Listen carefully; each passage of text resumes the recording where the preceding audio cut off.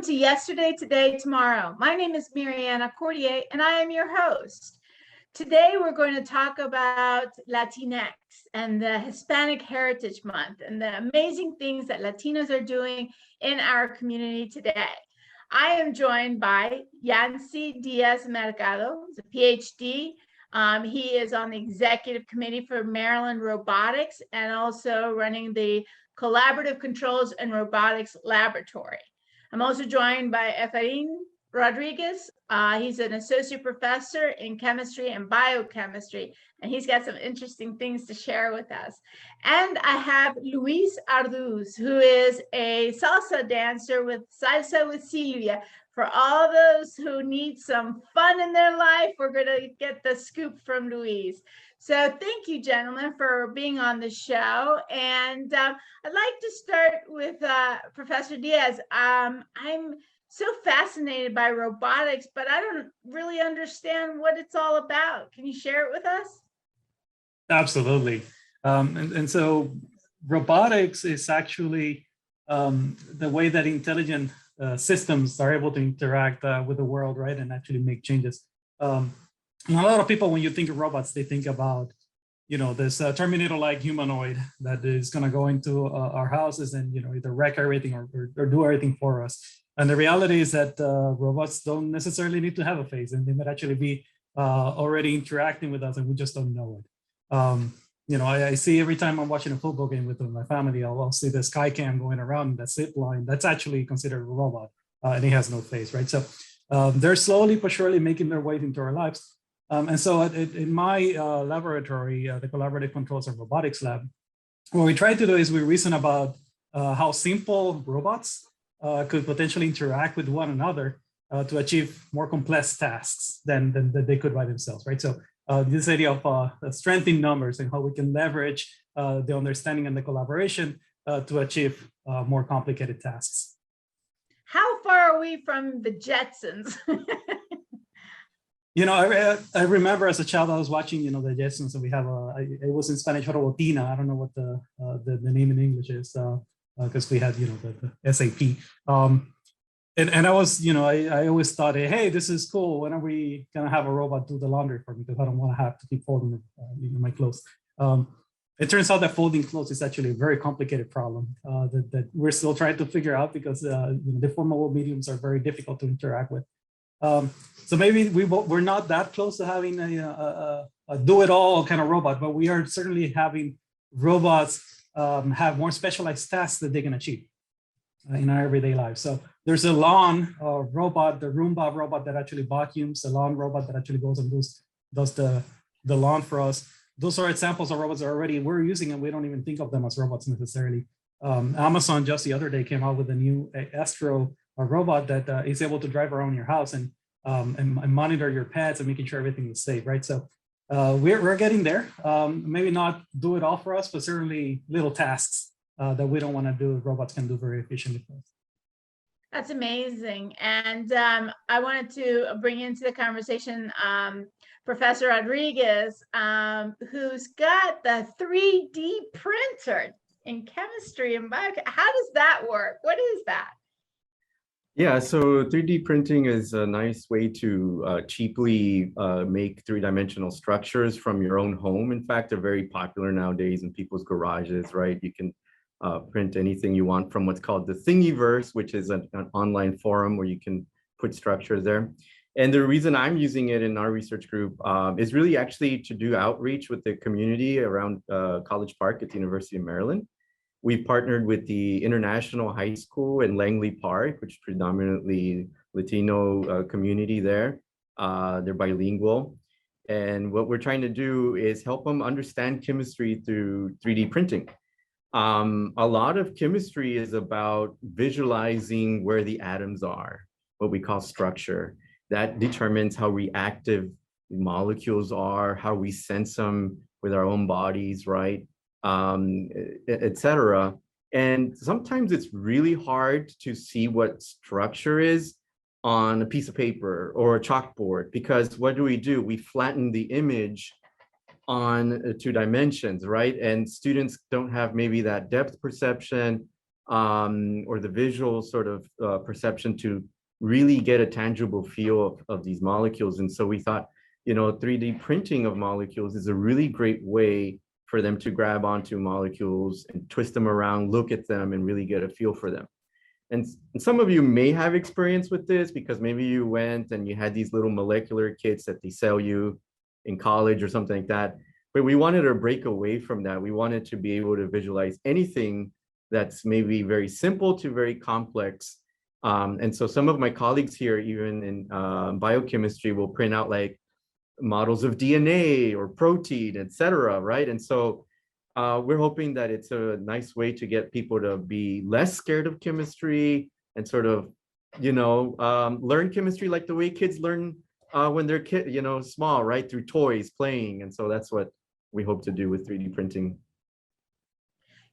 With chemistry and biochemistry, I think that it's such a complex area of science that people don't really realize how impactful it can be and the need for scientists in those areas.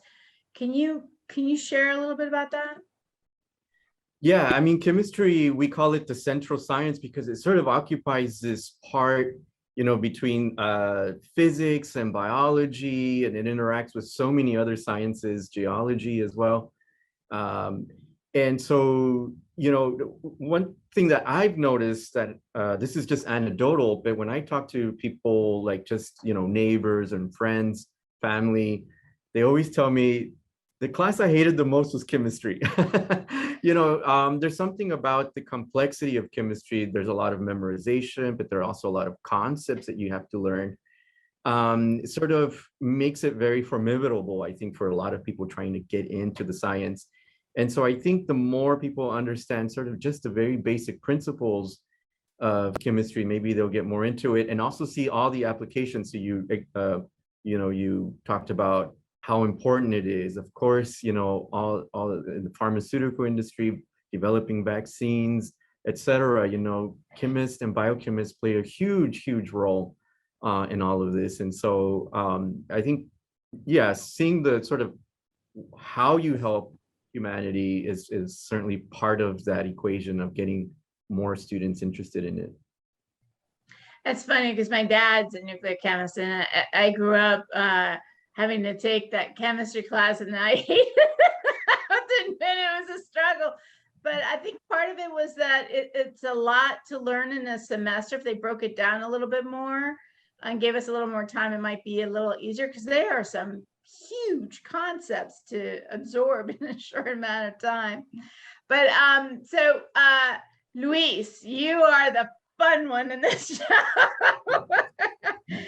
Talk to me about the importance of having, dance and salsa in your life. I know that's not your day job. Your day job, you're a social worker, but talk to us about why you dance for the company and how it's impacted your life.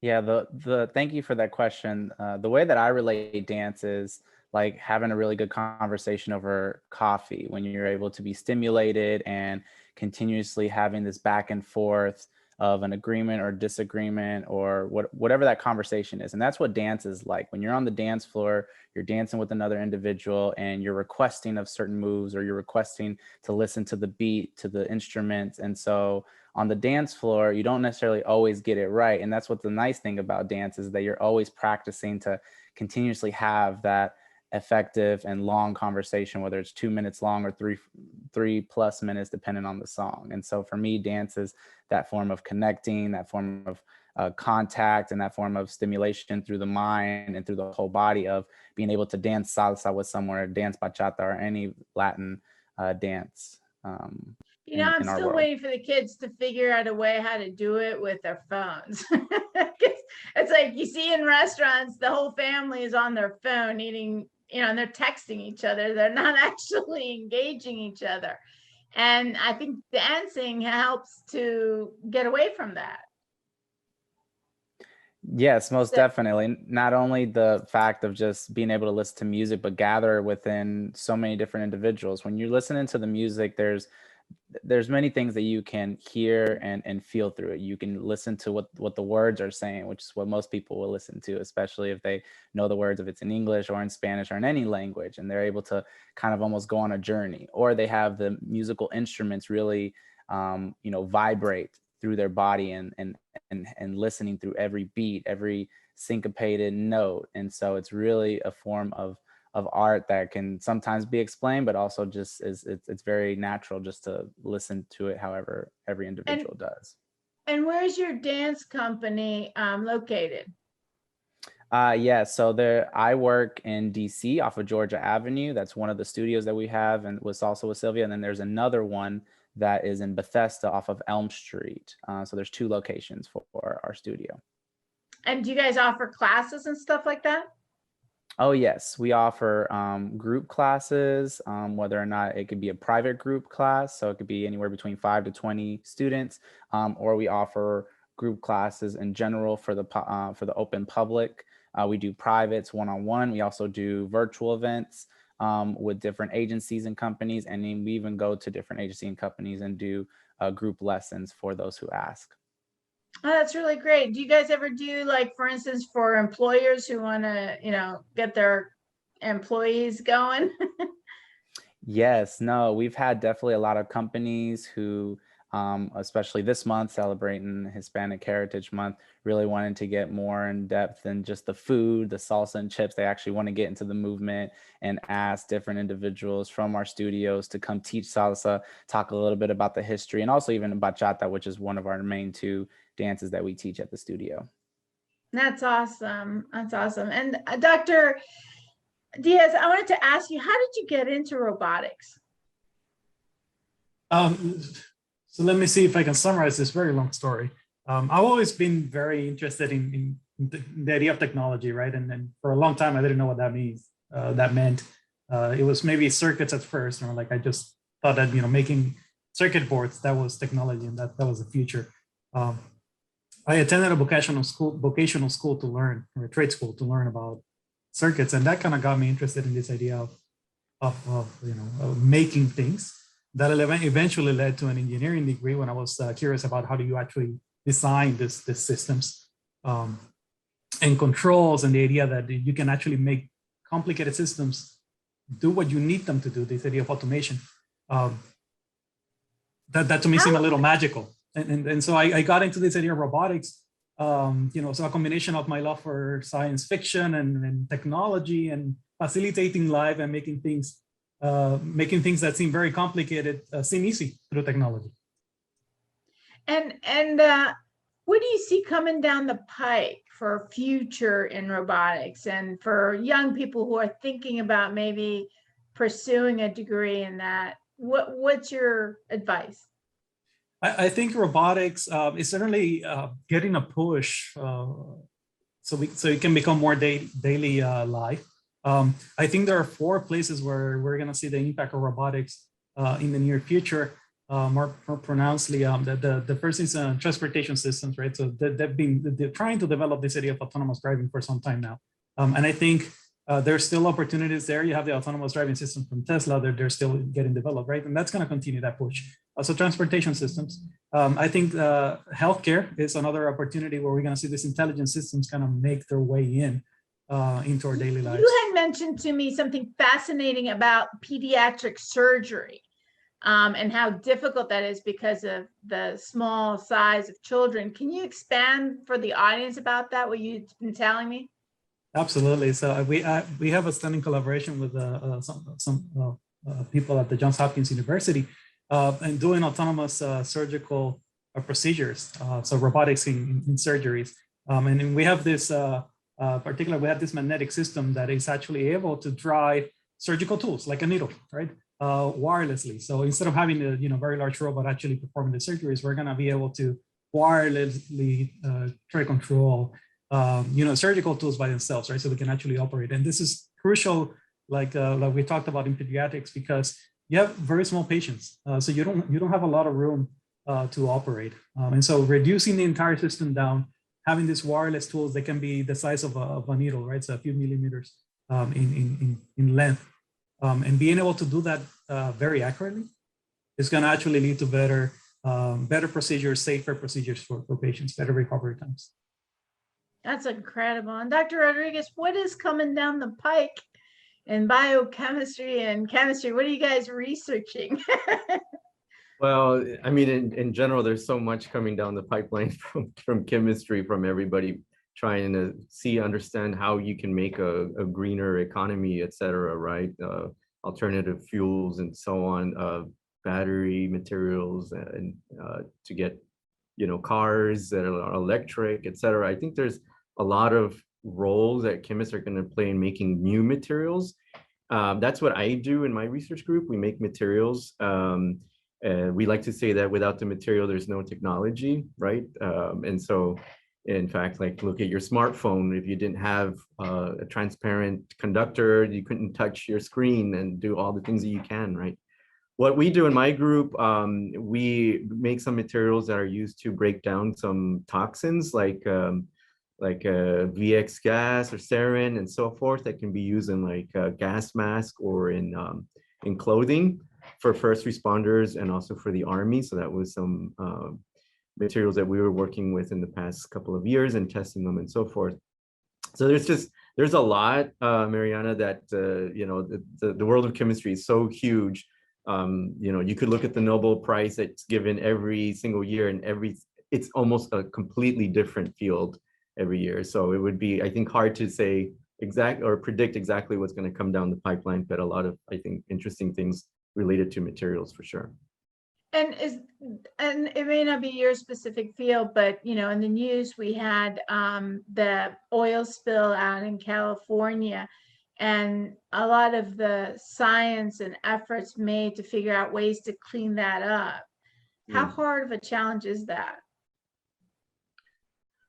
Yeah, I'm not sure. I can't quantify exactly how hard of a challenge that is. I mean, a lot of materials chemists do work on absorbents, for taking care of not just oils and those sort of molecules that are much bigger, but also looking at what we call forever chemicals, those that are smaller and they break down and that are just in our environment.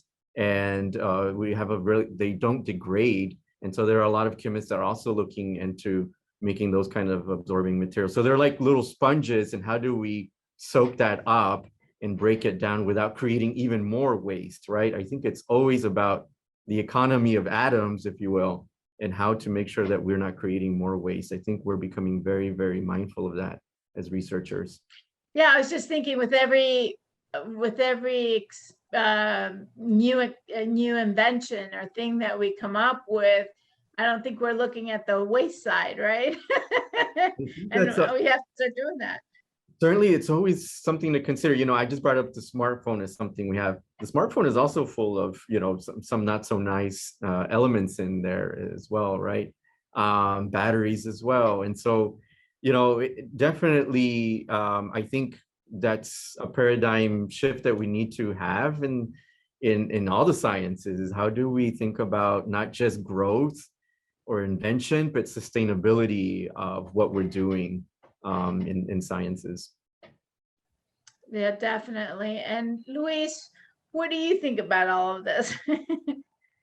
It is definitely a lot of different topics that's very fascinating. I mean, with robotics, how we've just come up over the decades, and with science and chemistry, just all the fascinating gadgets that we have built over the years and decades, and how things are increasing even more, and how we're being a little bit more reliant on technology, and even being able to work from home is kind of outrageous, but it's also fascinating that we're able to connect to even more people as the days and years go by with everyone. And have you noticed with your Latino friends and their kids and stuff like that, any challenges or difficulties for them to pursue careers in science? I think the first part of that, especially working in a university where I help low income and first generation students get into college, is just the access. That access period to students to get into robotics, get into education period, and into chemistry, working on being a spokesperson, it's difficult with the amount of opportunities that there are, and also the access that these students have, because they're worried about so many other things at home. They're worried about, how to take care of their parents or other siblings. They're worried about, where does their food come from next? And so there's so many different factors that play into get into higher education to begin with, to even consider going into something as fascinating and cool as chemistry and robotics, and making that impact within those industries. And Dr. Martinez, Diaz, I'm sorry, how do you encourage and get Latino kids or any minority kid excited about science in general? Yeah, I personally think that a diversity of thought requires diversity of background, right? And so if you want to innovate, you want to have new technology that can actually, help in our everyday life, we need to have different perspectives. And, a lot of the kids that come from this minority background, they actually have they're very insightful, right? They see the world in slightly different ways. And so I think it would make a great benefit to the field, right? If we have these people kind of engage, right, and learn. There's a lot of opportunities out there for kids in the STEM areas in particular. So STEM is one of those fields that you can find assistantships to actually come and study, right? At the graduate level, you definitely, if you're at the graduate level pursuing a grade in STEM, you're very likely to get some level of assistance, right? That's not necessarily true of other trades, right? Where people go into depth in order to do this, right? So, follow if you're curious, if you like technology, if you want to make the world better place. I definitely think this is the areas that you want to explore, right? STEM fields, and you'll have a great opportunity to make some impact. And Professor Rodriguez, what about the challenges, since you had that 3D printer reaching out to young students? What are the challenges that you observed or saw that these kids are having? When it comes to like high school level, I've been involved in doing chemistry tutoring, outreach through the American Chemical Society Student Club on campus. Those are our undergrads, and they would get together and they'd go to some of the schools around here. I think it seemed to me the biggest challenge was getting the students to a certain level of math proficiency to be able to get some of the concepts in chemistry so that you can actually get to college or the university and be successful there. And so it seemed like there was a lot where we have to just catch up or sort of accelerate the students from the point that they're in high school towards the end. I thought that was probably one of the bigger challenges, because once you get to the university, of course, they're in with everybody they've had the students with AP or very advanced courses, and they're in the same classroom. And so it's about sort of trying to get them to that point so that they can get here and succeed. At the university level, that's a whole different other conversation, undergraduate and graduate, of course, because their diversity is also a big issue. It's not just about high school, it's about all levels as a science, even as an associate professor and higher up. If there are no role models, there are no mentors at that position, that also affects downstream everything. And so it's not just an issue of pipeline and high school kids, it's a lot more, it's a much bigger issue than that. And mentorship, how important is that really? And I'm sorry? It's everything. Mentorship is everything. You can't become a scientist if you're not guided by an advisor, right? And mentors are the ones that open the doors for you to get a job and careers. And so we need more mentors. We desperately need more mentors, I think. Sorry to interrupt there. No, that's great. And Luis, what do you think about that? Oh, no, I definitely agree. I'm not sure if everyone can see the clap little emoji for my Zoom icon. Mentorship is definitely very crucial. I mean, it starts from the beginning, a kid is born all the way until they're 18. And then even in that young adulthood, if you never have an example of something positive or, of individuals, failing and succeeding at the same time, that you're only going to know what's around you. And so whether or not that's your parent or parents, depending on your household, depending on the accessibility that you have to education, whether or not if it's a good institution or not, and then even being able to see what is outside of that institution. Are there clubs? Are there different organizations that students are a part of and that college students are a part of, so that they have that camaraderie of individuals to not only encourage them, but also to show as role models, to push them, to challenge them, and to continue breeding that culture of acceptance and responsibility to keep pursuing their dreams. And we're slowly running out of time. It's always fascinating, these topics, but the time flies by. I'm going to give you kind of the last word in the last minute. Professor Diaz, what do you want the folks watching at home to take away? So again, there's a lot of opportunities in STEM. Reach out, seek opportunities for interacting with people in different research areas, right? Engage with the community and see what's going on. You might learn of opportunities, right? And how you can actually contribute to these. That's awesome. Thank you so much. I really appreciate my guests for being on this show. And don't forget, think about the sciences, STEM, and a mentor. Always look for mentors. I'd like to thank the audience for watching. You can find us on YouTube, Facebook, and until next time, I'm Mariana Cordier. Good night.